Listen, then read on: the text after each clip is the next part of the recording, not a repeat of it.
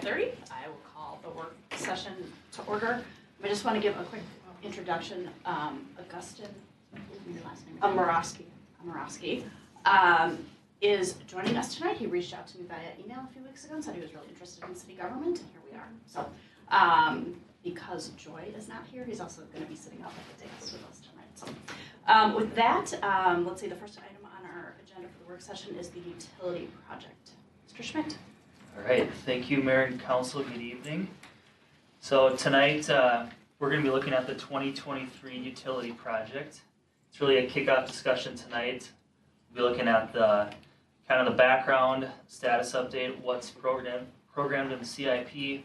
Then I'll jump into the specifics of the project itself, and then next steps and implementation for moving forward. So as far as the background goes, we have two projects that were line itemed out in the CIP for 2023. The first one was a well 5 and 6 generator, which was programmed at $240,000. Then we had a second line item in the budget for PRV replacements, valued at about $200,000. So all in, we have $440,000 coming out of the water fund for 2023 for these two projects. So that's what we're going to be working against tonight for the scope of our 23 project. So what we have come up with, Chad and I have been working on this together, and obviously the well 5 and 6 generator project, that has an estimated cost right now of about $308,000.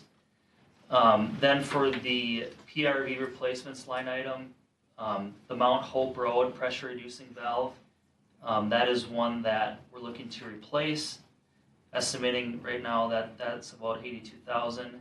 And then lastly, Highland Drive, there's a dead end main up there that we're looking to put a blow off valve on the end of that main, just to help with some of the nuisance issues that Chad and his team have maintaining that system over there. So I'll get into that a little bit more, but all in, so those three numbers add up to $446,000, which is about $6,000 over our budgeted line items in the CIP for 23.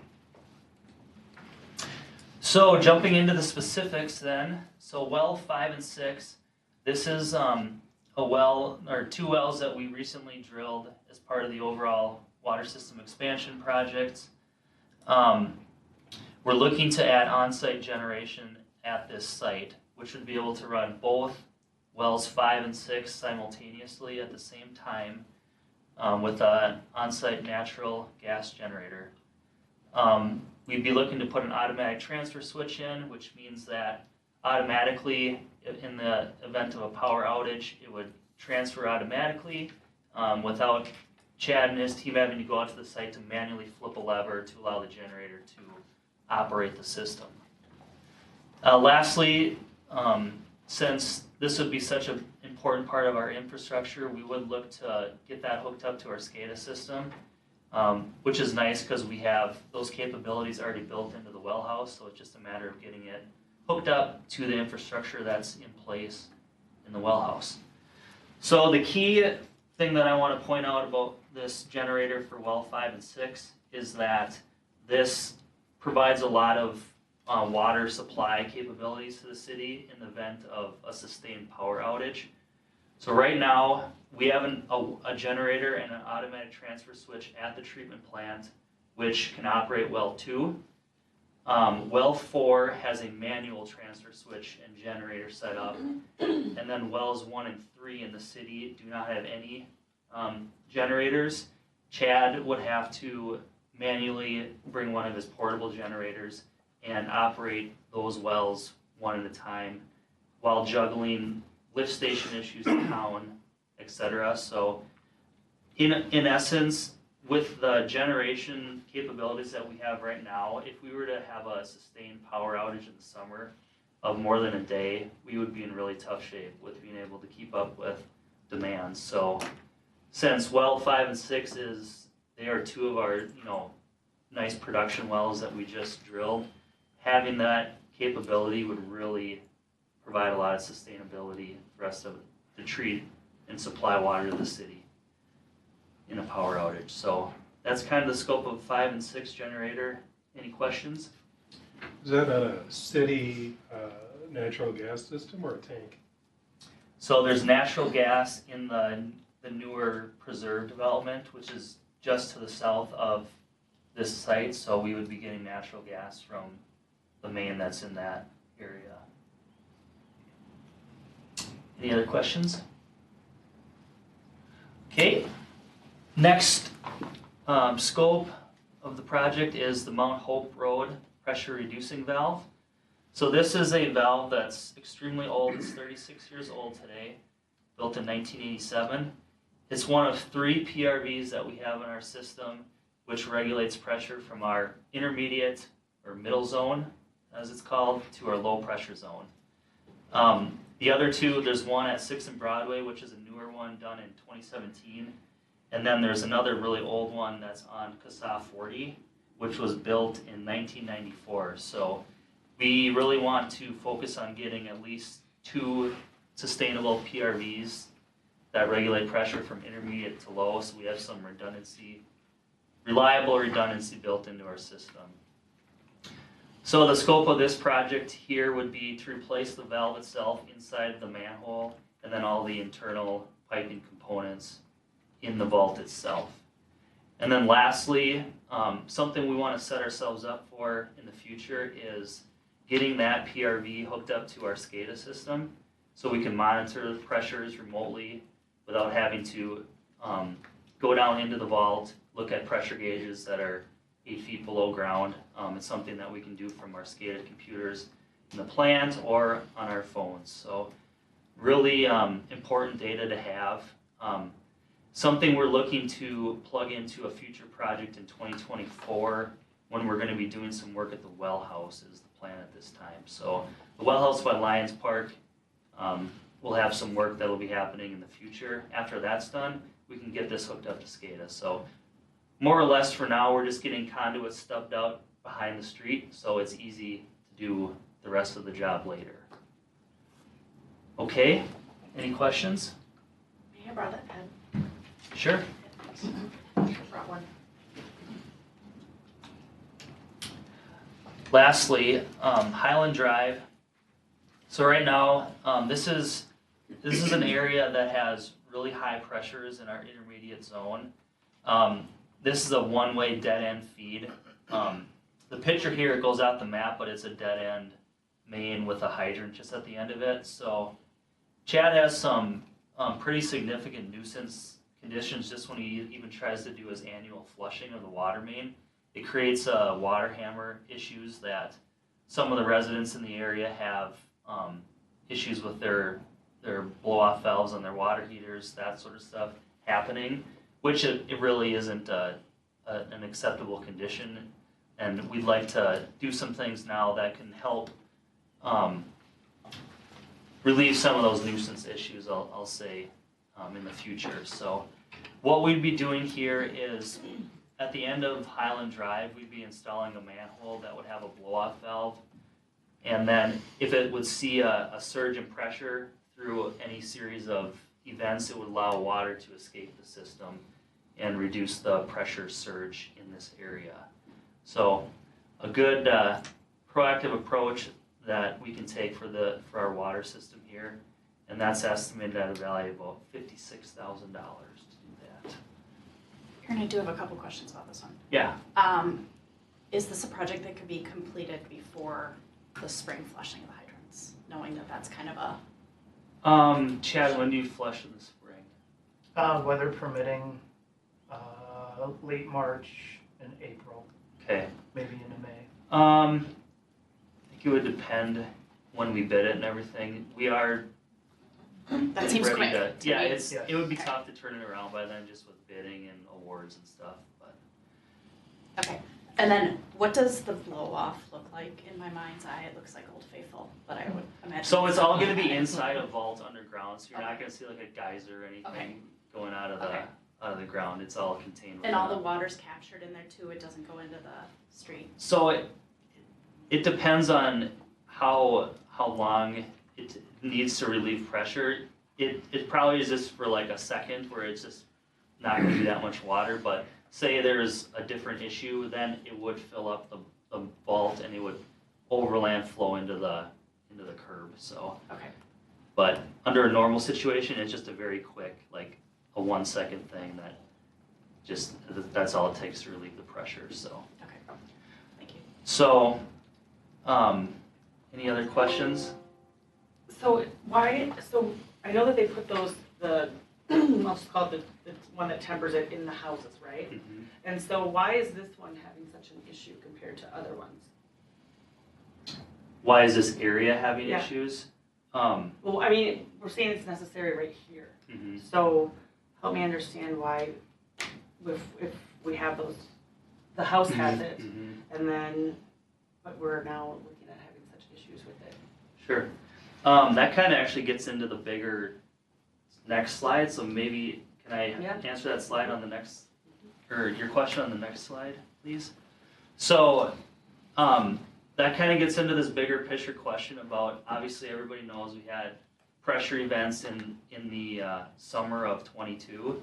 So we kicked around a lot of ideas after that. How can we improve the situation in the case of a mechanical failure again? And that was one of the things that we looked at was the individual PRVs in the home, right? Mm-hmm. Would the city support something like that on a citywide basis? Maybe offer some financial assistance for that to happen? And the fact of the matter is, we can't control what happens inside the house. It is a building code requirement already that it should be getting done, but who's to say that they don't remove it after a final inspection, it never gets done? It's just impossible for the city to regulate it and ensure that every single home is protected. So the approach that we want to take is we can regulate, maintain our public water distribution system. So everything that we own and maintain, let's put our efforts to building redundancies into our water system so that everybody will be, impacted in a positive manner with that. So that's kind of in essence, the approach that we want to take. And this is one of the areas where we thought, this is something that we could do that would help everybody in this area. Aaron, can you, for the council's benefit, can you speak to the uniqueness of having a dead end in this location and how it contributes to pressure buildup? Exactly. So this is an area that is a dead end in the system right now. There's not very many of these areas in the city. And quite frankly, this dead end on top of already very high pressures is something that creates these issues, right? So I can't really think of another area where we have a dead end that's like super high pressures. Chad, you? No, Yeah. this is the only one. So ultimately, if the rest of the system builds out someday in, kind of on the south side of 61, we'd be looking at possibly looping the system up from the water tower, but for now, today, we feel that this is a good approach from a system-wide perspective to make it better, so. Does that help answer your question? It does. It's just when we have the building code already for it, that's why I'm just wondering why we're having these pressure issues if the building code is requiring this. The way it was explained to me is that ideally you want to have, and reel me in if I'm wrong, but ideally you want to have a looping system, and that the nature of it being a dead end is problematic in itself. Dan, you can chime in here, but they operate independently. You need to have that PRV for a home that has a certain pressure. But because of the change in grade from where the water's coming from the treatment plant to where these homes are, and then the dead end, because that water dead ends, it can't continue through the system like it would in a normal, so that pressure builds up. So even with PRVs in this neighborhood, they're still gonna pop off when there's a change in pressure. And so this is kind of a belt and suspenders approach to ensure that we don't continuously have existing PRVs pop off under normal conditions. And this is a way that we can ensure through city infrastructure that it's taken care of, rather than kind of this perpetual, like, who's this gonna pop next based on water system, and I think Dan used it to, is it harmonics? Kind of plays a part in Water this. hammer. Water, It's- okay, it's can you wooden. explain that just a bit for the council? Yeah, maybe I will just kind of sum it up as this. You're right. They should have a PRV. Some of them don't. And so we're dealing with that issue. And we can't tell them they have to right now, and so they don't. And so the water hammer is separate. We would actually normally go back in this situation based on what he's been experiencing. It's not good on the joints of the pipe or anything, so we find a public purpose in putting in the blow-off valve, which does two things. It takes a little bit of pressure off the pipe that's getting hammered every time he does hydrant flushing, which we think is justified, and that also helps with the issue with the residential homes that should have PRVs, but still they need PRVs. So if there was an issue and they don't have a PRV and there's an issue that comes up, then is the homeowner liable for that? Does that come back to the city to be liable? So we're not liable under any circumstance. And just kind of getting back to our alternative claim response, the city wasn't liable in that instance either when we had kind of the big pressure incident. The council at the time chose to take care of it, but this is a way to mitigate that from happening in the future, just because of the dynamics. I mean, I think one of the points that we discussed at a staff level is when this neighborhood was initially constructed and the water treatment plant was constructed, the thought of how the city was going to develop was different because 212 wasn't in the picture, and so if you could go back in time, hindsight being 2020, the system might have been designed differently, thinking about the water treatment plant and the potential for growth and dealing with some of these grade changes. But so we're kind of reverse engineering from where we're at based on our current circumstances. Yeah, I think that's a fair assessment, yeah. We So- normally put them in this situation of a blow-off valve. Okay. So what's the highest PSI that's been up there? Do we know? Has there been? Surge pressures would probably peak above 150. That's when those the water heater valves blow. Somewhere, I think Chad, you looked that up. So it's give or take around that 150, and so the pressure is sitting above 100, which is already high. And then when that spike hits, it can get above 150 for a short period, and that's what you see. Okay. So it's sitting around 100 right now? Is that Yeah. what's coming through that pipe? That's your static, and then Okay. the hammer is much higher. Right. Okay. Thanks. I think if the PRV could be a geyser, that would be more fun. It would look a lot cooler, but yeah. Hopefully it's really cold so it freezes through the ice. Yeah. Yeah, yep. Okay, so yeah, we just wanted to use this as an opportunity to kind of bring this full circle, and I know that we haven't really talked about it very much, so we want to take a system-wide approach. What can we do from a public infrastructure perspective versus, dealing with stuff that we can't control totally. So other things that we just wanted to note was, going forward, just ensuring that all of our valves are well maintained. And then as we look towards growth in different areas, looking at PRV locations, one thing we are considering is pressure set points as the city would grow to the southwest. So there's some options in there, but just something to note that we're thinking about it, and we have some opportunities as growth continues in the city. So, any questions? Otherwise, looking at next steps, we'd be looking to bring it back to council here in February for authorization of preparing the plans and specs, and then bidding here in the spring for 23-24 construction. That says it's sorry, Lori. There's a 1-year lead on the generator. Does that come out of which budget then? Is that going to come out of? It will come out of the water fund, which Okay. isn't necessarily budget specific. But do you know, will we pay for it in 2023 or will we pay for it in 2024? It'll be in parts, Parts. whenever, we'll assign a project fund and then transfer funds to fund the project. So it won't necessarily be a budget line item within the water fund. It'll be treated as a project fund and be managed that way.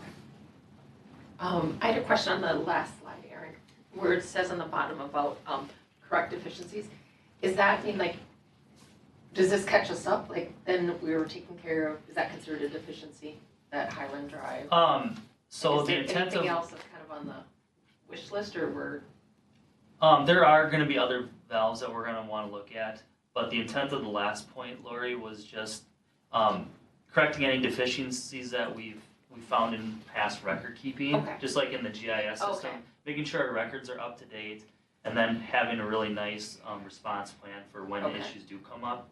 So we know, we have a nice process. okay, so be able to identify what Yep. might need to be repaired. Exactly. Okay, And we've made huge strides on this already. We've identified every single location that has an interconnection between zones, whether it's a hard, closure valve or if it's a PRV. And so we have a really nice like flip book that okay. all public services will be able to have in their trucks, and it'll be pretty nice. So All right, thanks for clarifying Yep.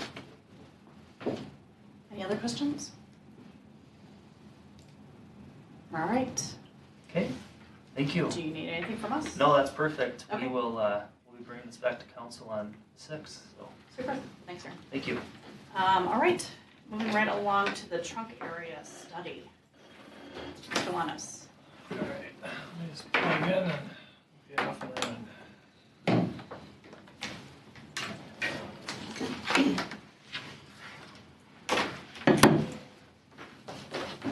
Okay. All right, well, part of the challenge of this one is actually pacing. This is a complicated topic with all kinds of tangents, so I'm gonna try and watch the time here and keep it going, but a little bit of review built into this, but there's a couple of main points that we're looking to get out of this discussion here. So as you know, it's kind of active in a work, it's a work session because we're working through it. So we're looking for information on the Southwest area infrastructure trunk line project, which would be subject to the area charge. Do you feel it's viable? Do you feel it's something that the city would want to pursue and communicate with the developing community? They're all interested. Is the city going to pursue and allow for an area charge to be implemented in this area? And obviously we've been working through the numbers, but the next thing is would we be supported to say this is a direction and get feedback? And Can I just jump in Go on that, ahead. Dan? So when we say viable, that doesn't necessarily mean you're agreeing to do it. What we really want to figure out is this something that's worth talking about to the development community? Or after you see this, are you saying, ugh, this is too big, we don't want to take this on? Because then we don't want to engage the development community. So it's, are you comfortable enough with us as a staff team continuing to talk about it? Or is this about your limit and you want to kind of close the book on this for now? So that's kind of the meat and potatoes of that question. yeah, sure. And thanks. So jump in at any time here. So should the Southwest Area Infrastructure Gap, the former wastewater treatment facility to Carver Bluffs Parkway, be considered for inclusion in the next revision of the long-term financial plan? This is important because it couples with the Southwest area charge. That's part of the actual project. It would be a CIP project.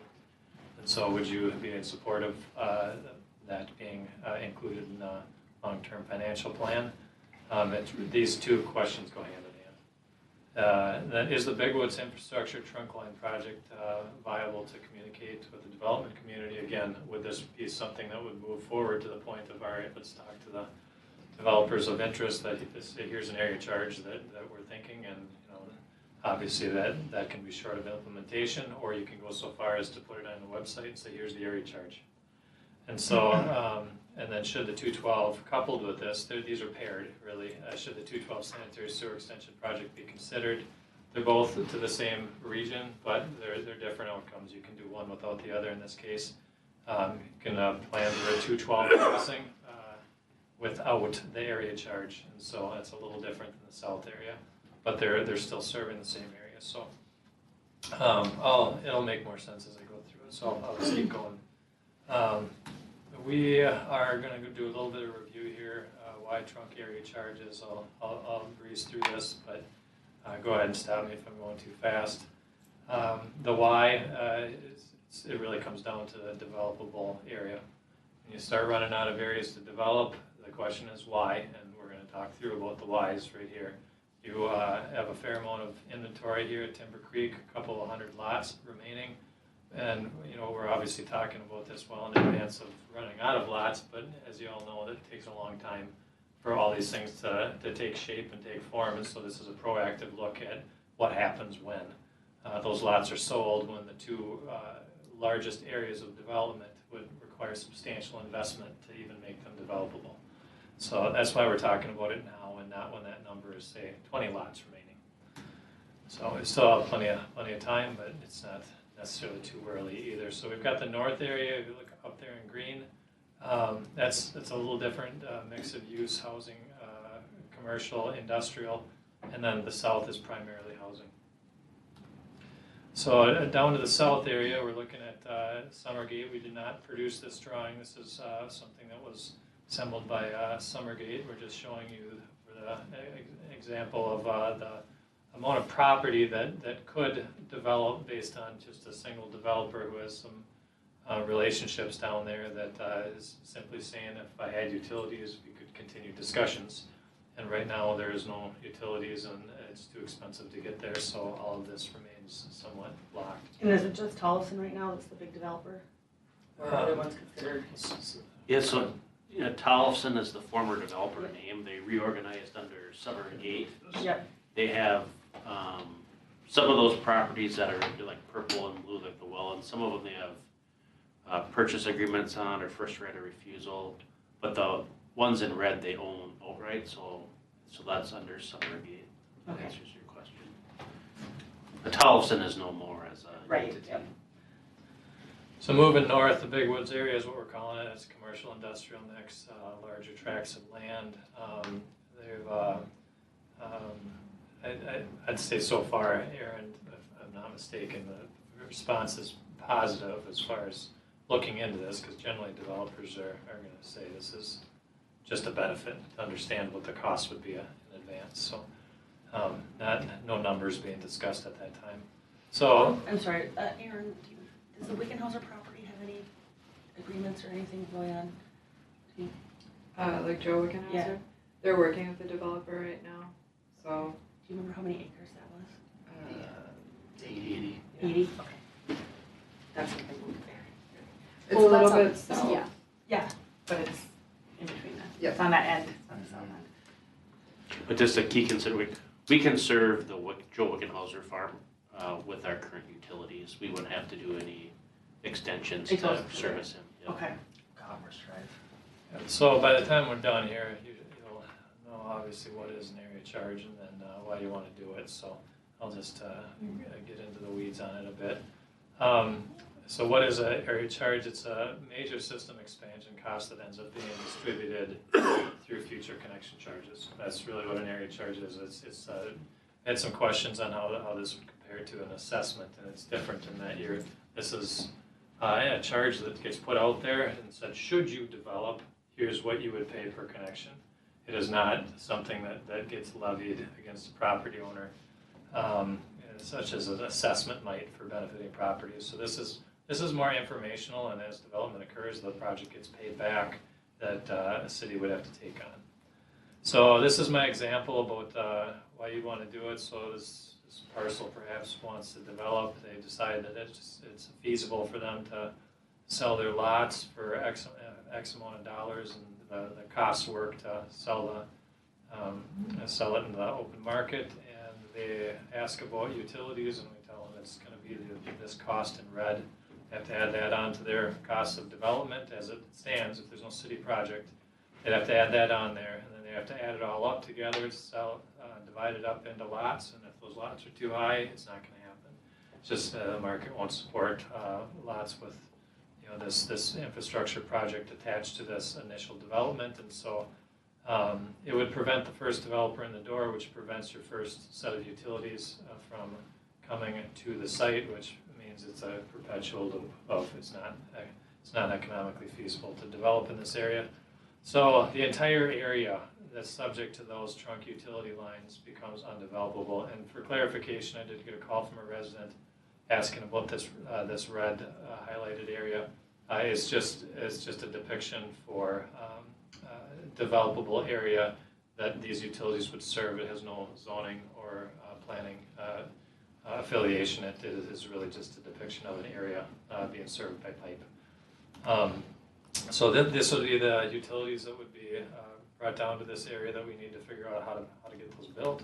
So same developer comes to town and we have an area charge in place. We've decided that we would think it's a good idea, which is what we're asking for feedback today. Do you think this is a good idea that we continue? So this project right here costs X amount of dollars, but instead of saying the developer's got to pay for it, the city would be faced with the question down the road. This is after the area charge is already laid out there to the developer. We've already told them it's going to be X amount of dollars per connection. There's still another bite at the apple at that point, where the charge is set up. They know. They say, "Yep, I want to go." Then we can tell them that's their portion of it as this first development were to be planned, and they would look at it and say, okay, well, if that works, it's still feasible, the development still stays viable, they say, yes, we want to proceed. Then there's another action. At that point, the city would decide if they'd want to proceed with this project, and that would be likely a city bonded effort to build the water and sewer extension to that property. Understanding that this property that's subject to development is going to pay a portion of it through connection charges that are subject to the area charge that we are figuring out here. And then that bond gets paid back over a period of X years. That X can be set by part of this process, which is another topic we're going to cover today. There's some variability to what the number might be. And then the next developer might be able to expand the utilities and pay a portion of the area, or pay a portion of that project back.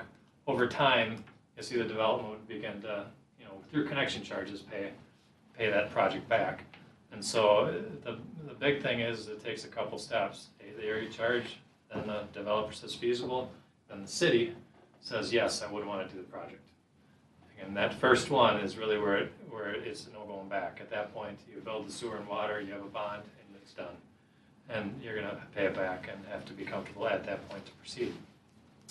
The actual implementation of area charge in itself does not mean you're going to move forward with the project. And just want to clarify that. So this is intended to be a proactive approach, and why is it important? Because cities obviously develop financial plans based on some amount of development occurring over the decades, and if you end up in a situation where you're 100% landlocked and nothing can happen anywhere, at that point you have to assume that there's no more connection charges, and many things would have to be looked at a little differently if that were to occur. That being said, it's just a planning exercise here. So is this used elsewhere? It's very common. Just to name a few: Shakopee, Norwood, Young America, Woodbury, Cottage Grove. Aaron has helped a great deal with area charges. East Bethel, Medina. It's very common practice. And not to speak for Dave, but he's already said it's legal. So I'm not going to say anything about it. So we're not coming up with any off the wall things here. I think we can defend it legally, that it's justified and can be implemented. So let's talk the details. This is the new stuff. The southwest area is what's shown in pink. I'm sorry. Go ahead. I'm the dummy here. What's the risk at this point then? We do this and the developer fails? As far as like moving forward with the construction, Right. so the risk is not putting in the infrastructure, and the developers don't invest in the property and develop lots. So that, probably should the council want to move forward and the development community says they want to move forward, we'd be looking for some type of assurance, and I don't know what form that would take. Maybe it'd be a prepayment of trunk area fees for X amount of lots. But the ultimate kind of downside would be you put in the infrastructure, the area doesn't develop, or doesn't develop at the rate that you think, and then that debt service then falls on ratepayers. So like monthly utility bills would have to go up. Conversely, if you Don't we come out ahead by doing it now than waiting 10 years and paying a higher price? Let's say that happens. I'll finish my thought and then kind of maybe circle back to that. Conversely, so right now, most of our development, or if not all, goes from Carver Elementary west toward 43.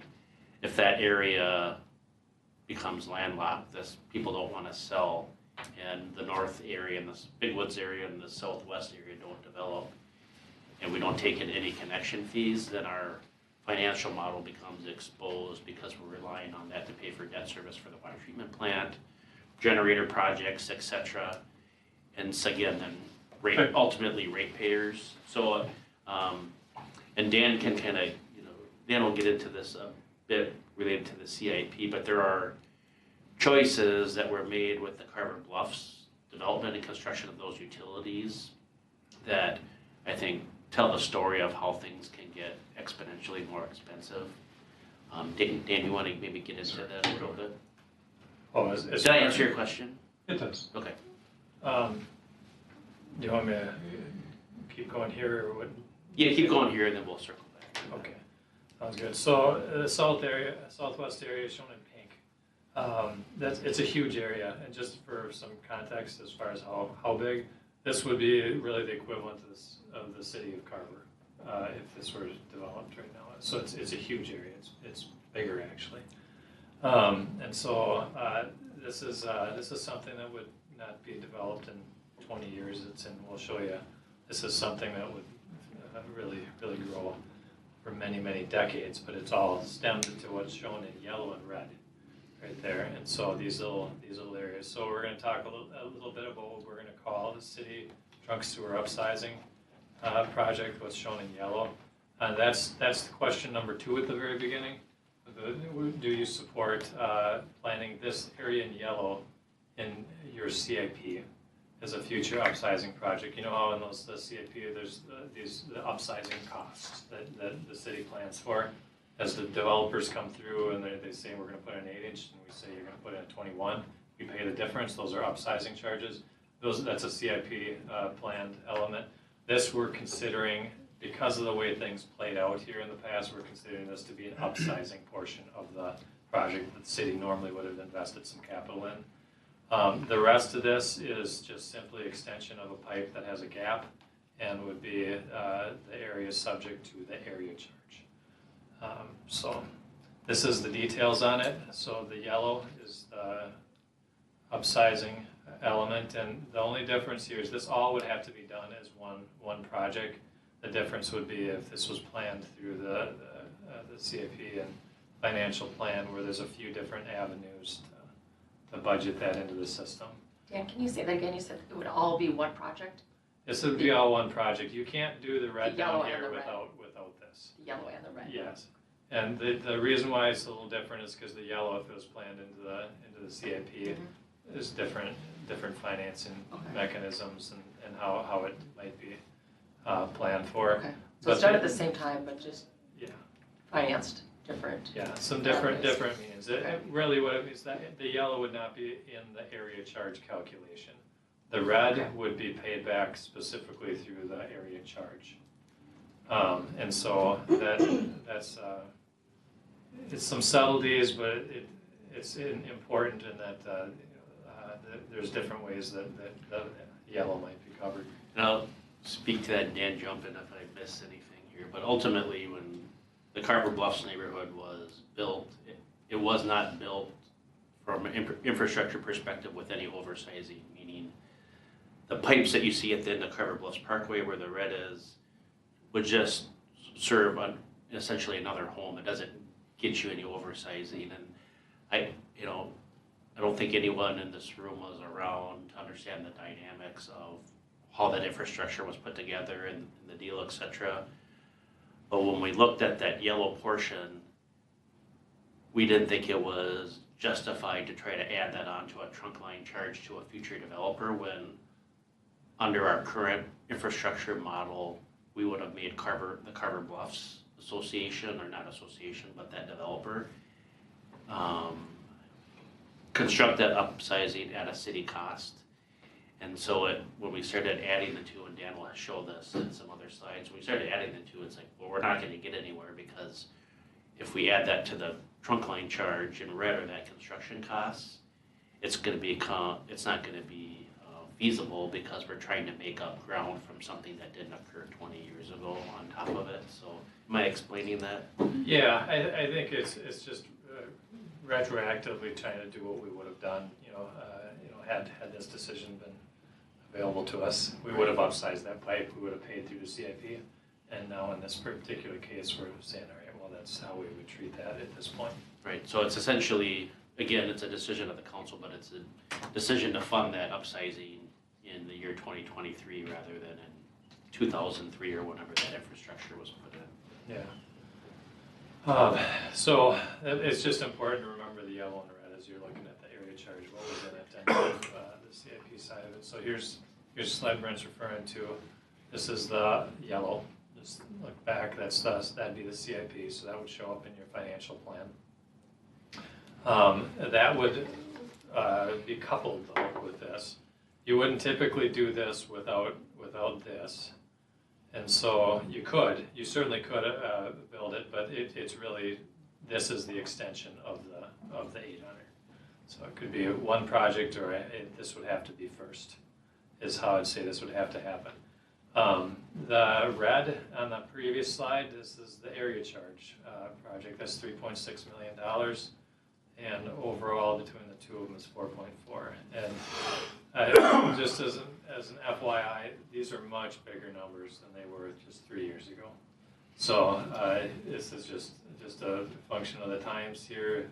Things are more expensive, and these are $4.4 million. May have been 2.5 a few years back without the inflation, but it is what it is. It's still relevant to the development community. How are we going to get the pipe there? So critical numbers for the calculation. So I said the area charge portion of this was the southern portion of the expansion at $3.6 million. Total surface area is 1,800 acres. 6127 is ERUs, equivalent residential units. So you can do the math on that. 6,000. If it was just homes, 6,000 homes. So that's what type of an area would be served by this.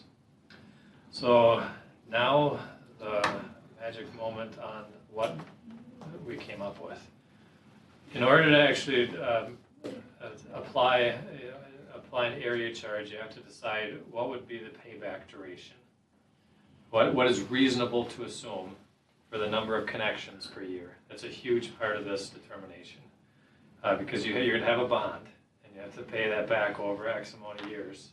And so if the area charge were to pay back that bond, you'd have to say, well, we would assume, in this particular case, what's shown in orange here, we can assume reasonably maybe 40 units per year might connect on an average in that entire area.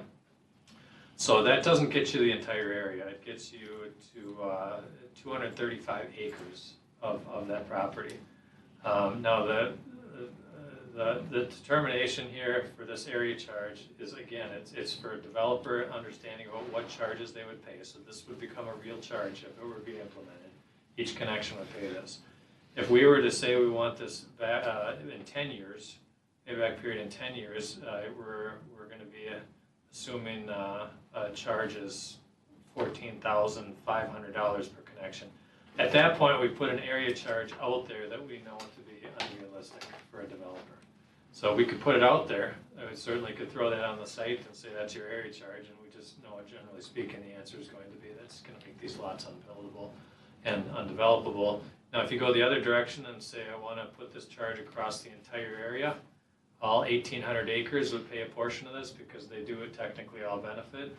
At that point, that charge might be $950 per connection, but you'd have to wait 153 years for that bond to be paid back through connections that would, basically build out another Carver.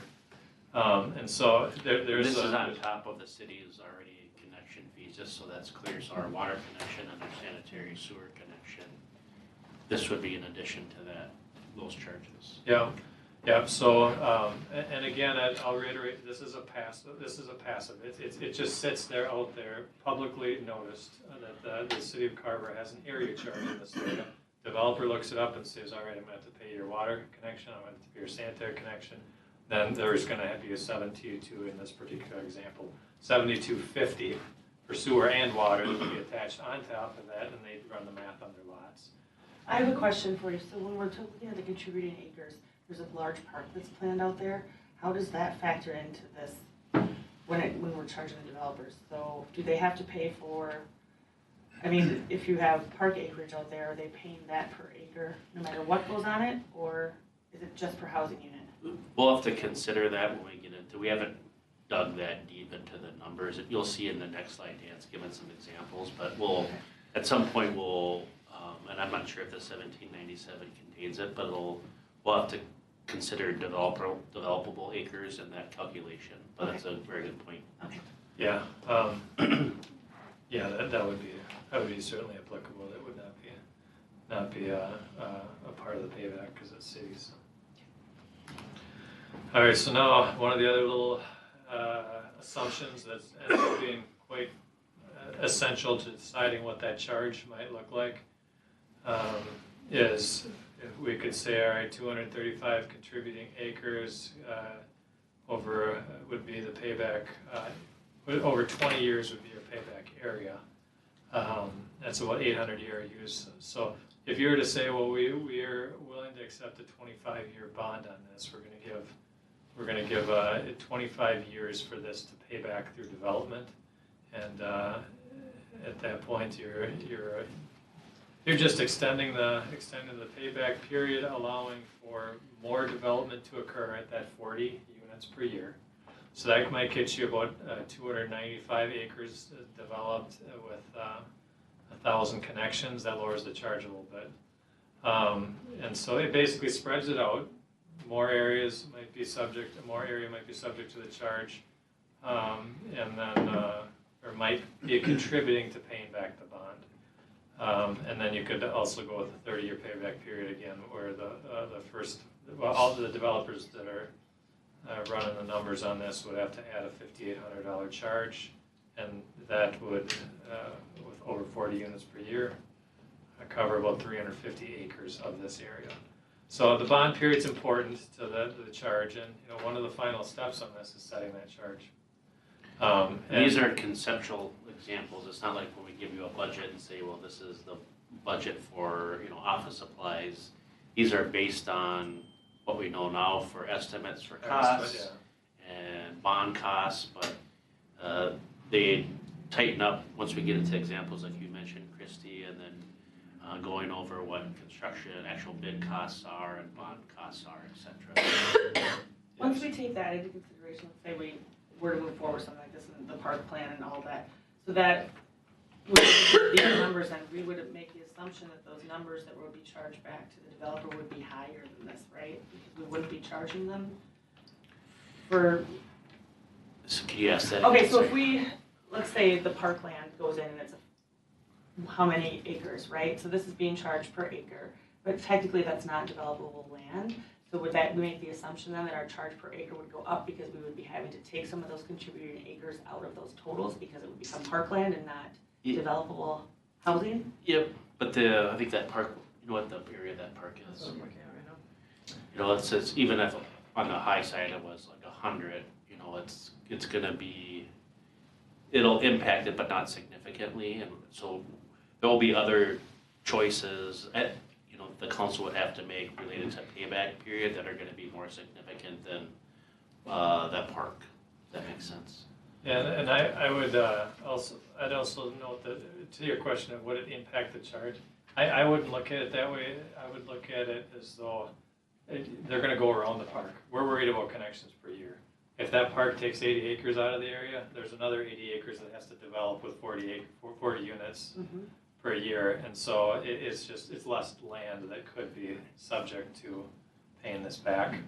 But there'd also be some density changes. There might be some townhomes where you get more than that 3 units per acre. Yeah. So it'll take some additional analysis if the council feels comfortable with the range, and then if that makes sense. Okay. That park is 35. 35 acres, okay. And this was all just based on the future land use plan and those areas right now. This is developable acres is what we presented Okay. for the overall picture. So as you think through this, I know all the numbers are probably making heads go where we go with this. And just the basic question is gonna be, do we wanna support developing and making public some type of an area charge that we can honestly react to with developers? Because that's almost the go, no go on this discussion. We wanna pick a refined number, but some of these assumptions are important. The 20-year payback, 30-year payback would be significant, understanding how the number would need to play out. But yeah, they just need to do the math. If they add $6,000 per lot, does it work to sell homes? And if it does, then they'd probably move forward. So before I hit to the north area, which is a little different, we want to stop for any questions on this. Aaron Smith, would you mind just sharing with we had a meeting with a developer. Would you mind just giving a summary to the council about their interests on the south end? Sure, so, tying back, I've been thinking about Eric's question, just bringing it down to a level that's really understandable, is that west, we don't have an option right now, just because landowners are saying, I'm not interested in selling. What the people south have now said is that I cannot afford to get the infrastructure there by myself to support the project. So that's where the city is stepping in potentially to say, we could help fund it by spreading it across many more developments than just this one to make any development south possible. So right now they've said, no go, we can't afford it on our own. But the minute we started talking about the connection charge fee, it was like their eyes lit up, and we had brought them a great gift that saying that these parties are likely ready to develop. They would be interested when we choose to move forward, but they would need us to be the partner in the connection fees, because on their own, they can't support that connection, that red portion that Dan was talking about. So I think it's a little field of dreams. Like, if we build it, I think they will come. Just knowing that west, we don't have a great option right now. South is too expensive. North is a little bit tricky with just some landowners between. Can we talk about west for just a second? Sure. So, not today, but within the next maybe few years, have you heard any of those inklings? There's been some discussion with some realtors that are west, but nothing concrete from property owners that have said things have changed in the direction that they might be going. So is that to say that the developers have talked to landowners in the area and they're amenable to selling? Correct. Okay. And again, I'm sorry, when's the last time we were faced with decisions like this? When did we go through this before? We've never done an area charge in Carver before, but it's not uncommon for other cities to do it. I think a large driver of that is that we have had accessible farmland that we can develop, and property owners that are recognizing the value of their land. Yep. We're just hitting some areas now where those people are saying, it's not worth it right now for me to sell. So west, I think, should someone want to continue, we could have that parcel sold really quickly, just with the amount of development that we're seeing in Carver, the amount of project generation. Like, this is anecdotal, but we heard recently from Lennar that Timber Creek is the best-selling Lennar product in Minnesota right now. We're one of the markets that's not being as affected by what might be a recession. So I think Carver's just in a sweet spot right now where we're not seeing the slowdown that a lot of communities are. So should a property owner west say, hey, I'm ready to go, we can say, great, we have utilities that could support you. We're just not there right now. And we are afraid that that might not happen for 5 years, 10 years. So what does that mean for our growth, our long-term financial plans when we stop getting that revenue that we've been anticipating? So cracking open north and south allows us to continue to pay back the projects that we've already completed. The water treatment facility is a good example. We need these revenues to continue coming in, or else we'll need to refine the rates that we're charging. Maybe the difficulty I'm having is be devil's advocate. Why wouldn't we want to do this? It's expensive. We would be taking on cost up front to pay for the project, and we would be putting faith that development would continue the way that All we right, see it so the coming. faith part, I get that. But if we wait, then there's going to be 6 million in 2 or 3 years. And that's the thing, without us being a partner, we've been told that South doesn't happen. So we either accept that to be a fact and it doesn't happen, or we step up as a partner and say, we'll spread it out greater than what you know right now. Aaron brings up a good point. As we're going through the finishing touches on this, when you think about it, there's a $3.6 million, an estimate cost that the first developer would have to bear to develop, let's say, 80 lots, which would make it not feasible. So it doesn't have to be, a decision today, but if in the short and long term, the council says, we just don't want to consider this, the next step would be to say that south area will never develop, and then you'd kind of redo your comp plan to align with that reality that you're just not going to be able to justify the cost of bringing utilities to that part of the community. Now that you don't have to decide that today, but we know to a pretty high degree that one developer developing a 80 to 100 acre parcel, even double that size, will not be able to float that initial cost of infrastructure without some type of partnership with the city. It's just a matter of if you can see yourself in the short term or long term doing that, at what cost, under what circumstances, etc. So a little context though, so Tolleson bought this land 15 years ago. What was their expectation then to be connected to the city if they were willing to buy this 15 years ago? Because this would have been the same problem. Yeah. Because what I want to make sure is that we're doing the right for the city and not because, well, this developer's owned this for so long. Because they had an expectation when they bought it to develop. So how were they planning to develop if there was no connection then? I guess I would say like two things. So one, they've had this ongoing conversation with the city to do this very same thing the entire time I've been here. I would say prior to that, the circumstances were related to land development, one, and then two, the cost of utilities made it feasible, but as time has gone on, they had that wait during the housing recession. Then, the city wasn't in a position to do it, and then when we do it, the market changed, now costs have gone up, and so it's been this ongoing story. I think my understanding is they went in, and I don't have any reason to believe that they didn't think that they could do it on their own. They had a school site kind of reserved where they're gonna have the elementary school, and just through the source or the kind of evolution of our economy and market conditions, it just started to spiral to now it's not feasible. So like if they weren't involved at all today and some new property owner came in or prospective buyer came in to do this, we'd be in the same condition.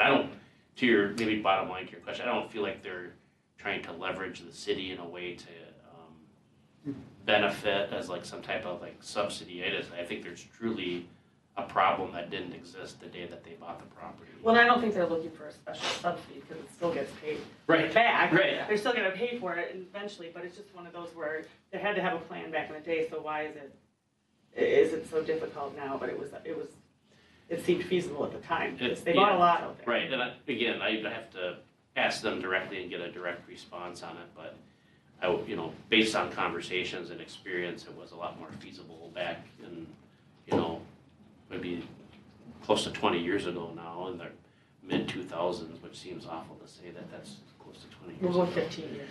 15. Let's go. Aaron said in his presentation, 1994, that's really old. It's all relative.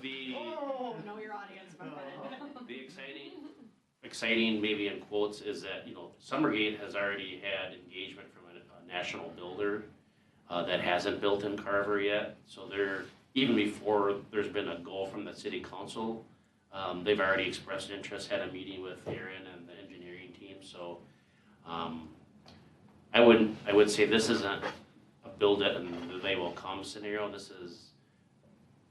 We have a pretty good indication, and we can vet that even further, but a pretty good indication that this would be the spark that they need to move forward. We need to, memorialize that in some form, but, the biggest piece is, do you even want to get there? So, if I may, just a comment and then a question for the group. So I think just for anybody who's watching this at home, the city, and we're talking a lot about future development. We're talking a lot about putting houses and businesses on land where there aren't any houses, there are very few houses right now. And we are taking a longer view. But Aaron or Brent or anybody sitting around this table isn't out there strong arming, and we all know this, but again, it's for the folks who are watching. Like, nobody's out there strong arming these landowners and saying, listen, we need you to build right now. It's completely at the owner's discretion at a timetable that works for them and their financial situation and where they want to live and their life's situation.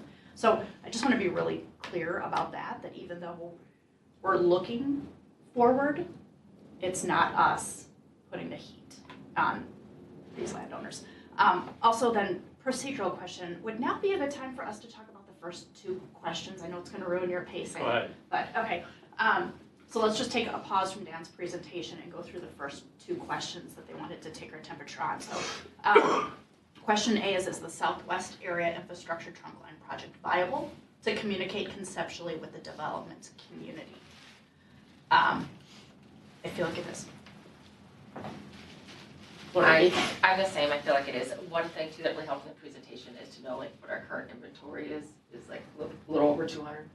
It was on 208 that. latted. There's a slide. Yeah. It was just over 200 at the time. That really helped me too, having that, but. I absolutely agree it is. It seems pretty clear that that's the direction development is going to take place. And if this is the key that starts that process or spark, I don't know why we wouldn't entertain this and move it forward. Christy? So we still have yet to talk about the big woods, so I want to make sure that stays in. I don't want to Yep. tunnel vision ourselves. Right, So I this just wanna question make was sure. specific to Yep. Southwest. And so when you say communicate conceptually, can you just tell me, is that just saying this is something the city's considering? How is that, when we say communicate conceptually, give me a little bit of an idea of what that looks like. So it'd be basically your, in a parental way, like your permission to have Aaron connect with Summergate and other landowners in the Southwest area to say, here's Dan's presentation in kind of short form. We're looking at, these options for pricing, for connection fees or trunk fees. How does that land with you? If you were to say, so that would be what you'd be saying yes to. If you'd say, this is too big, I would never support putting in infrastructure with the city paying for it first and waiting for a payback.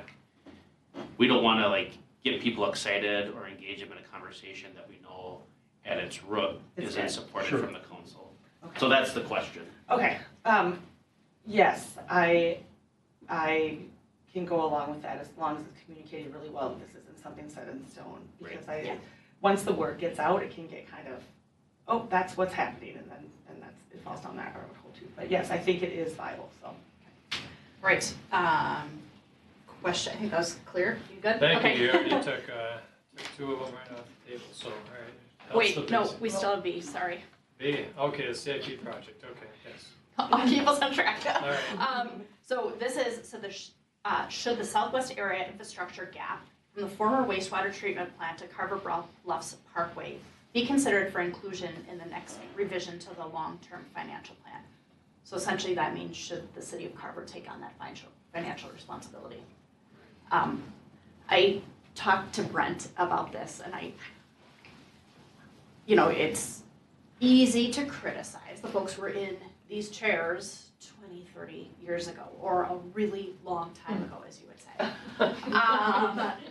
But I think, they were just going under different assumptions and doing things a different way than we do things now. We are very familiar with the term oversizing, and we know what that means, and we know where we've done it, and we know that it's a practice in the city. Because of that, and because it's a practice that we do right now, my vote is yes. Let's go reverse. Kristen. Yeah, I mean, I think B kind of rests on A, but let's just say, so if we weren't gonna go with the Southwest area, we decided, let's say we're going north, right? Then that takes B out of the equation, or do we feel like we still need to oversize that in for someday? I don't But- think, I would say you would, go ahead. No, you asked. I would say you just wouldn't do the project. I mean, you putting it in the CIP doesn't mean you're gonna act on it. So I would say, yeah, you would probably not build that portion of the project if you're deciding that you're not gonna pursue an opportunity for the southwest area to develop. yeah, Chrissy, I think the question is like, if we go ahead, do we think that that first section is Should be the paid. city's Yes, responsibility? then yes, I do, yeah. Yeah, that's the meaning. Okay. is- I don't you see agree how with- they aren't linked. They are linked, it's just, we Are wanna not make sure linked. that you're, Yeah. that out of hand, if you said, well, no, that has to be a part of the trunk line fee, then it'd be helpful to understand that now. Yeah, it's really about the CIP inclusion for that. I don't think that should be part of the the trunk line. And it's all new discussion. Right. Eric, I heard you say yes? Yes. Okay, Yes. all right, All it's right. back to you. Well, I think I'm gonna have to pick this one up here a little bit to make sure we get out of here by 7. So thankfully the big ones. Actually, we're gonna be out of here by 10 too, but we will, 10 to 7. we will very gladly carry it on to the Okay. council meeting if we Okay, need to. all right, sounds good. All right, so the Bigwood service area here, this one could be a little bit easier, just because of the way it played out in the numbers. So the red is the project that's necessary to serve this entire area up here. So it's a huge service area, again, it's considered to be the same size as Carver, at least to develop out. This one is very, very expensive though. It's a huge run of pipe and a massive lift station that's, almost like a Met Council type lift station that would serve this entire area. And so the numbers got really big on this one is kind of the short of it. So looking at the cost of doing this, large lift station, big force mains all the way down across 212. I'll basically explain that the area charge was this project, the lift station and all the force main to get to here. So this is what would happen without it. And this is going to be explained in a second here. This is a part of the area, but it's somewhat separable. This entire area up here could not develop without that lift station and force main. But you still have development up here that can still occur, because Brent was mentioning this before, this property, the Wickenhauser, this can still be served on the 10-inch, but right now what's going to happen is the 10-inch, when these folks develop, it's going to fill up and it won't have capacity to go any further. And then this area needs to go across 212, and so this area, as part of the current plan, could not develop without this 212 crossing. So I'll explain how this breaks out a little bit when we looked at it, and part of the value here is just understanding how we would do it under developer expansion requests. We found that, well, if we get the pipe across 212, you can serve this entire area, because this is all gravity that goes right into 212. So you get this over here, and all of a sudden that opens up this whole area. But to start going north up here, you really need that lift station. The reason is you're running gravity pipe that all funnels this direction all to that lift station. So you don't start putting in gravity pipe that goes this way without a place to pump it. So this is the area that's most sensitive to the area charge. I'll show you how that separates out in a second. The 212 crossing we consider to be, really fundamental to the area. You're not going to get past those green check boxes until you get across 212 with that gravity pipe. It opens up a big portion of the area north of 212. The farthest north area is not going to be opened up until you put close to $8 million into that lift station and force main. And what we calculated out is an area charge of $7.8 million. And said, how would that play out over these acres? And to really boil this down into a very quick summary, these numbers are so large that we don't consider it to be feasible in that manner, to just simply levy an area charge, put it out there to developers and say $15,000 a connection, and you can develop this north area. We're quite certain that the finding on that would be, well, we're going to go elsewhere. And so we moved on and did it fairly quickly and said, all right, well, what are the recommendations for these two? I think we talked about our southwest service area, so I think we're going to keep moving into the Big Woods area recommendations. The plan, in order to make this happen, really has to come with some creativity, and we're gonna have to phase things. We're gonna have to plan ahead. Just building that project and attaching it to the connection charges is probably not gonna work based on the numbers we're seeing. But what we can do is we could probably look at budgeting for the 212 sewer crossing.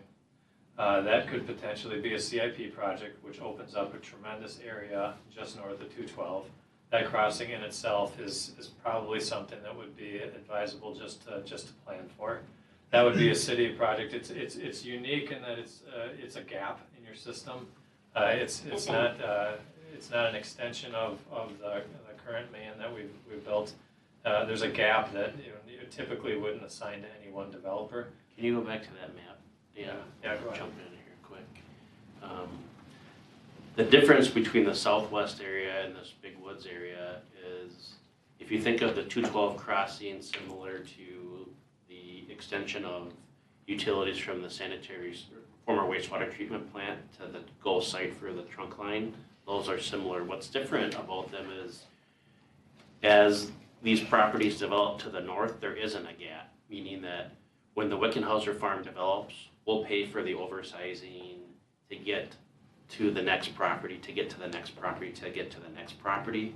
We're not in a position where that could happen in the southwest area, so there's understanding those conditions, there's a lot less pressure to put in a trunk line, because it should develop somewhat orderly going to the north, where we'll take opportunities to oversize where we don't have a gap where we need to kind of hopscotch to get to somebody else. Where in the southwest area, because of kind of the rural lot developments and some of these pieces that won't come in, there is this gap and because of the way the Carver Bluffs develop, there's just this gap that needs to be addressed, where we're not going to have that. There's a large lot development just to the north of Lakeview, but that's not in the route where the utilities would go. So the dynamics of these two project areas are different, if that makes sense to you all. So to finish this one up here, what we're thinking is get across 212 is a fundamental element. One of the questions is, would you support putting that in your long-term financial plan? It's a smaller chunk and opens up a fair amount of area. And then as development does occur, which would occur based on the 10-inch line until it runs out of capacity, we would be looking to preserve corridors for future force main pipe. And we'd basically be planning this into every development moving forward. We now know what we would do long-term, and we don't want to lose the opportunity to get easements for force mains and plan for it. And we've been doing that south of 212 as well. So just understanding what we would do can in many cases make something more feasible in the future, just by planning it right away and things to that nature. So if that's a 10-inch one right now, is that the same problem that we have coming out of the bluff, because it's undersized? Yeah. So when that develops, it's gonna have to get redone? That we will have this thing built so that the 10-inch ends up getting maxed out, and then everything goes to the north to the lift station, so that'll be pipe size for going north to that lift station. And so we would not be feeding more. Effectively, our oversizing is happening through that 212 crossing. That's where all the capacity goes once you max out that 12-inch or that 10-inch pipe. It has to go, so I'll go back to that slide here. Once this 10-inch gets full from all this, all the rest of the flow for the entire area goes in here to pipe that we've already oversized. Okay. On these developments. So these already have much bigger pipes going through the development than they would have needed, and that was part of the oversizing charges you paid for in the past. Okay. And so this is your additional capacity over 10-inch. Okay. And so we would look at this as reassess area charges in the future for lift station or piping as development pressures goes. We feel like area charges might still want to be on the table in the future, but we feel ultimately this comes down to the 212 crossing being planned into, the upcoming connection or upcoming extension across 212. So we actually did make it. So you can decide to keep it going into the next meeting if you'd like to ask more questions. But the question for the Big Woods area is the same as, would you consider this to be viable to discuss area charges, as we mentioned, to the development community. And I would say, I think we threw out our opinions on the table. It's a big number, and as that number might be too large, it'd be a tough discussion. Should 212 sanitary sewer extension be considered for inclusion in the next revision of the long-term plan, which is probably one of the bigger questions. That's basically the linchpin to the entire north area outside that 10-inch. Can you go back to the slide that has yep, that one. So we have some developable land there, but is that all, how is that zoned? Wickenhauser is commercial or industrial. Lano is commercial on the corner. Hartman going west of Fleet Farm is commercial, and then it goes to, yes, like the Geshdock property goes to medium Okay. density. Because when we look at the big woods, it's too huge right now, at least for me, this is my opinion, like that's too huge, obviously. But we still have, and like Brian, when you're saying it's gonna develop more orderly, and that's the way we're accustomed to. This doesn't get us houses up here, but if we put can that green square not develop into commercial unless we do the sewer crossing? This? Nope, go the big green West. square. No, Aaron, you can chime in if you want, but to me, this is tied to the 212 that, crossing, okay. it's all gravity that goes right into here. And I only ask if that is important because we talk about our tax base and what is paying for the taxes in this community, and it is basically residential right now. So obviously Big Woods is far too big of a thing to bite off, but is the sewer crossing, is that gonna help us get some more commercial in here so that we can get added to our tax base? So it's not gonna be residents forever just paying the majority of everything. So for me, the sewer crossing seems kind of important. So I hear you saying no to C and yes to D. Let me get back to the question. Big Woods Make is, sure. Big Woods is C, and the sanitary sewer under 212 is D. Okay, I'm saying no to C. Is that what you're asking? Yeah, no to C and yes to D. Okay, so exactly what Christy said, almost verbatim is what I was thinking. My question regarding the 212 crossing, can we hedge our bets on that? Can we wait until we have development? What's the lead time on something like that? I would imagine a construction season? Or more? Yeah, generally speaking, the moment you said go, it would probably be the next summer, maybe it was 3-4 months, something like that. Yeah, That's probably not conducive for yeah, I would development. offer that, if the council supports it, we did plan for it within the confines in the entire plan where it makes the most sense, but we're, for the most part, not gonna be able to align that, and if you don't include it in your plan at all, you won't have the numbers for the fees you need to charge, so you should show it in there. When it occurs, is gonna be kind of like shooting darts with Okay. a blindfold on. a little I'm still bit. supportive, I was just curious, so. Eric, I agree, no to C and yes to D, that seems logical. Lori? And I'm on the same page. Okay. Did you get what you needed from us? Yeah, you answered every question. That was Okay. impressive. That was like. I know, I didn't think we'd make it there. The city is all about pipes, right? Okay, in the interest of time, can we skip the manager's report and talk about it in the, I can be quick. okay, go. On 6th Street West, we have a kind of, we're in between construction seasons, and so you're gonna notice some conditions in there. And so I asked Aaron to kind of speak to that, so Christie got a call from a resident, and so I just wanted to have him address that with the council. Sure. So on the kind of the east end of the project down at the low point, right now, we still have a 2-inch lift of the bituminous that needs to go down. So the final wear course lift won't be happening until next spring. That was per design.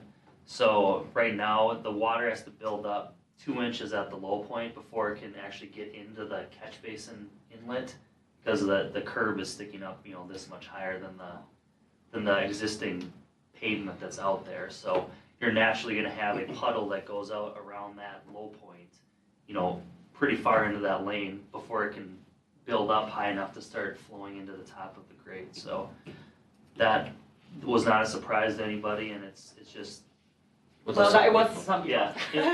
So Michael Jabs connected with that resident today, Okay. so. My other question then about that area, is there the catch basins where it looks like it's coming down, yeah, you've got the grade on the road, and then it kind of comes to that little dip here, and I understand what you're saying where it's 2 inches lower, but water doesn't run uphill either, so is there something to catch it down on this side that isn't of the driveway, because the driveway's here, Oh. where I look like the catch basins are right here. There's Yeah. a little bit of an extra dip that's right in front of the driveway. And so is this water going to flow into another basin that's here, wherever? It's not gonna go backwards up there. No, it's not gonna go backwards. So I think, I drove up there today too, and there's kind of some slush and stuff, so it's kind of just impeding the flow a little bit, just with this awkward like freeze thaw. So, I mean, at the end of the day, we have multiple catch basins at the low point, Okay. and all the water is gonna be going to that Okay. location. So, just this kind of weird interim condition that we gotta deal with here for a little bit. Question answered? We good? 6:51? Skating rink update, quick. The warm weather and the rain were very destructive to the ice, so thin sheets. We're still doing our evening flooding, temperature is below 0 or below 32 today, so we'll be flooding tonight, and if temperatures are conducive, we'll do daytime flooding, so unfortunately, still looking at 2 to 3 weeks. Thank you. for the update. We know you're doing all you can. Yes, My buddy Owen's really looking forward to this we're, stuff. we're trying. Oh, man. Yeah, and then last thing, Oh, okay. this flood is out there. 2, 1. Because a resident asked me to share with the council that they support a single garbage collection in the city. And so I said I'd pass that along to the council. Okay, if Duly we noted. want to share our thoughts on that, let's save that for the meeting for council comments. I would entertain a motion to adjourn. I'll make a motion to Motion adjourn. by Councilmember Mock, I'll second. second by Councilmember Seer. Cool, I looked at when you said it. All those in favor say aye. Aye. Opposed? Motion passes. We're adjourned.